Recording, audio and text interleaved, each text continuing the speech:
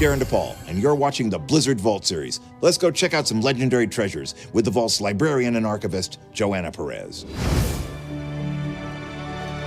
I know that the Blizzard collectors out there, especially in the World of Warcraft community, they would go crazy to see what you have saved over the years. Can you talk a little bit about that? So one of the things that is really wonderful about the WoW community is their passion for that game. And within the archive, we're collecting prototypes and rare and limited, super extremely limited edition collectibles. But what's really awesome is that when you have these wonderful fans that are trying to acquire these things for themselves in their own collections, is the story that they have to tell about acquiring and what that item means to them. My name is Carlos Cicero, and I am the shipping and receiving coordinator. So what is this item that we're looking at? This is a vanilla World of Warcraft server blade. IT decided to decommission the original World of Warcraft server blades and auction them off for charity. The proceeds went to benefit St. Jude Children's Research Hospital. So why is this item so special to you? It reminds me of all the hard work that we put into shipping these out, to decommissioning them. And another reason is because I played on Proudmoore for so long. You know, I spent a good portion of my life on the server making friends, showing my kids how to play, you know, coming into work and talking about the raids that we did that night. So normally you keep this item above your desk, but I heard that a pretty special place asked to borrow it at one point. They did. PR approached me and they asked if I was willing to lend my server blade to the Smithsonian. I said no. I didn't want to give it up. It's definitely my most prized possession. There was no way they were going to pry this from my hands. I haven't seen others like this that have all of these signatures on it.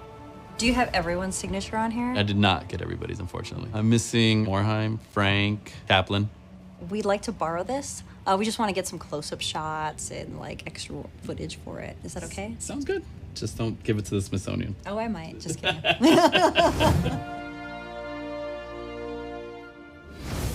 So what Carlos thinks is that we took the server blade to get close-up shots. But what we really did was we took the server blade to get all the signatures that he was missing off of it.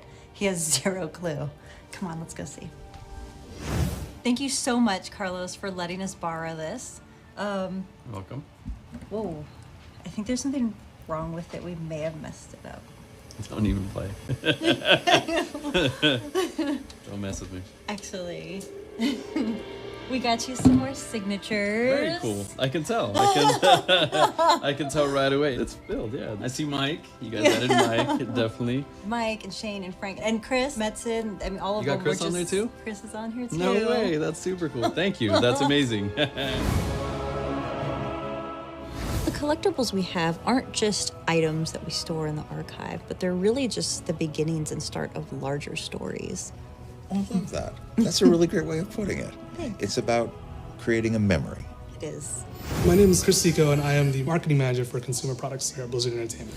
And what are we looking at today? So today we're looking at a prototype of the Ashbringer sword that we had prototyped out and concepted out to make for the Legion expansion for World of Warcraft. The first one is a 3D print. So whenever we try to concept these prototypes out, we want to get a good feel for the size and shape of these and the practicality of these models. And then after that, we move over to our paint sample where we kind of add some color to it and to see if we can actually take the in-game model and see if we can kind of make it real.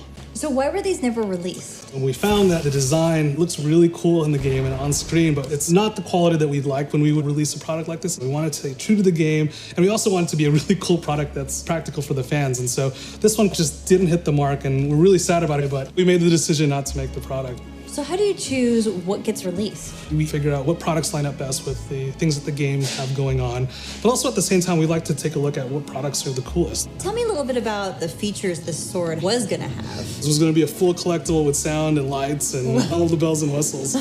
We definitely have that high-end collector in mind and want to give them the highest quality product for the best value. What do you think the significance is of saving items like this? Saving the items into the vault is super important for us. Using these as lessons as we design new products and also as inspiration on like, hey, look, we couldn't get it to work this time, but maybe there's another iteration or maybe there's a new piece of technology that comes out that we can incorporate into these products. Could there be a future for the Ashbringer sword in your store? I'm not going to promise anything, but I will say that, you know, sometimes that these products, they find their way back in. And so I'm not going to say that it's not, but you'll have to stay tuned and find out.